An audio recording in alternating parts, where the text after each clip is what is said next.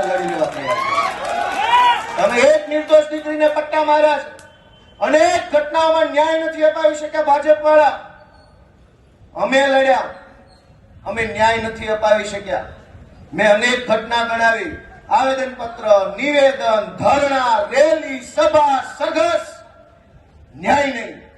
ઘટના ચાહે બળાત્કારની હોય, ઘટના ચાહે લૂંટની હોય, ઘટના ચાહે મારામારીની હોય, વ્યાજ માફિયાના ત્રાસથી દવા પી જાય, લોકો આત્મહત્યા કરી જાય, ઘટના ચાહે કોઈ પણ હોય, ન્યાય નથી મળતો।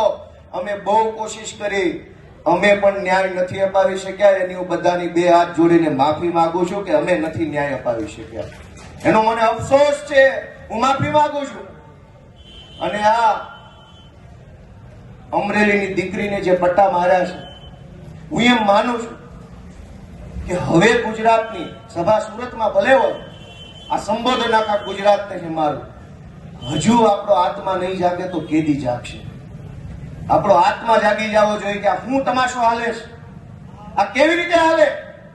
ગુંડાઓ, બુટલેગરો, માફિયાઓ, તોડબાજો, ડ્રગ્સ વાળા, દારૂ વાળા, રેતી વાળા બેફામ ફરે અને નિર્દોષ માણસને પોલીસ સ્ટેશનમાં માર મારે છે।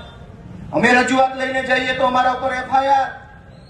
એટલે મેં નક્કી કર્યું છે કે ગુજરાતનો આત્મા જગાડવાનો છે દોસ્તો, અને મેં નક્કી કર્યું છે કે અમે ન્યાય નથી અપાવી શક્યા દીકરીને, અને એટલે દીકરીને જે પોલીસે પટ્ટા માર્યા છે એ પટ્ટા આજે હું ખાઈશ જાહેરમાં। અને મેં નક્કી કર્યું છે કે આ દીકરીના પટ્ટા માર્યા છે એ પટ્ટા મને મળવા જોઈએ, અને ગુજરાતનો આત્મા જાગવો જોઈએ।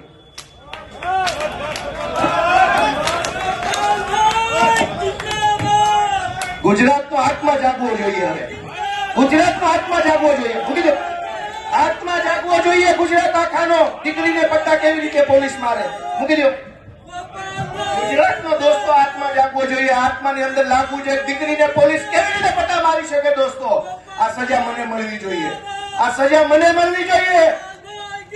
જેને જેને દીકરીઓ, ગુજરાત આખાની દીકરીઓ પર અત્યાચાર કર્યા, સજા મને મળવી જોઈએ દોસ્તો। અમે ન્યાય નથી અપાવી શક્યા, એનો મને અફસોસ થાય છે। અમે ન્યાય નથી અપાવી શક્યા દોસ્તો।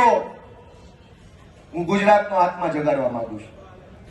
કોઈ અમને જિંદગીભર મત ન આપતા, અમને હરાવી દેજો, પણ દીકરીઓને ન્યાય અપાવવા માટે તમારા આત્મા જગાડો, તમારો આત્મા જગાડો।